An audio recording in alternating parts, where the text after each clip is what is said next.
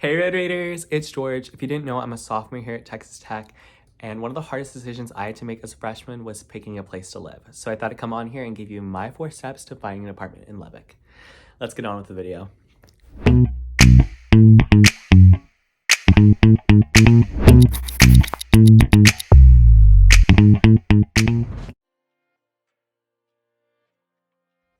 Okay, step 1 to finding an apartment is to create a list of must-haves and want-to-haves. A must-have could be like a certain budget that you're trying to stay under. I think a great way to create a budget, or a great reason people move off campus, is because it can be cheaper than living on campus. And so a great way to create a budget is to compare how much you would be spending on campus to comparing how much you would be spending off campus. Another must have could be proximity to campus. If you know you don't have a car, you might want to stay near campus. But if you do have or even if you just want to stay more immersed in campus activities. Right now, I currently live 10 minutes away from the football stadium. And so it's such a nice amenity to not have to fight for game day parking and just walk to the football stadium.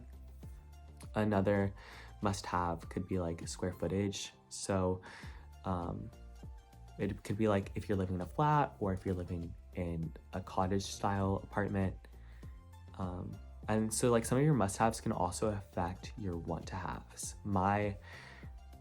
So because I'm so close to campus, if I wanted a 24-hour gym, it wouldn't weigh as much because I live so close to campus that I can just go to the rec and take a bus to the rec. Okay, so step 2 to picking an apartment is to create a list of places to tour and questions to ask on tour. A common question that people ask is what utilities are included. This question is really important because if you have a budget, it can really affect your budget if water or cable or gas are not included. And typically when you are asking what utilities are included, it's important to ask about how much residents typically pay if that utility isn't included. I think by already asking yourself the question of how far do you want to be away from campus, you already limit your list. You already lower down the amount of places that you can tour, and by creating a budget and going on people's websites and seeing how much you're paying, you kind of already know that you don't have to tour there, so that you don't really get your hopes up on some of those really expensive places.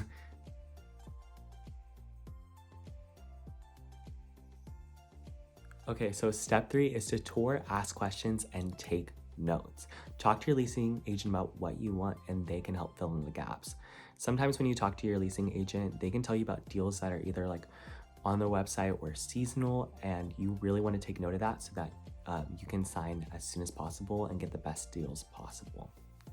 When touring, keep in mind that all the apartment tours are going to be nicer than your actual unit that you are going to get. So pay attention to all of the items that you're going to get, and pay attention to the amount of students that are using the amenities when you tour it. A pro tip is to take videos of the tours and the apartments so that you can go back and look at it when you're making your pros and cons list. Because if you're a little bit weird like me and you can't remember if the place had carpet or not, and you want carpet or you want wood floor, you can go back and look at it.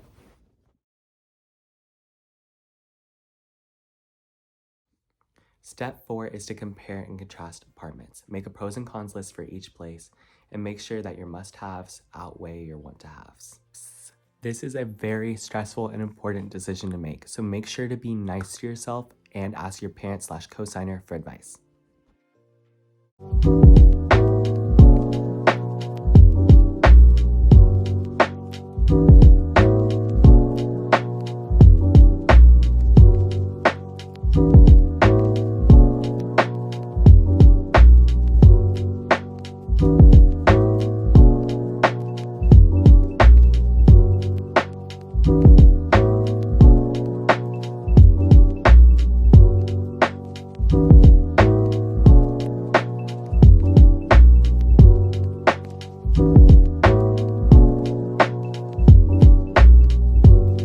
Thank you so much, Red Raiders, for watching this video. If you like this video, make sure to like, comment, and subscribe, and we'll see you in the next one.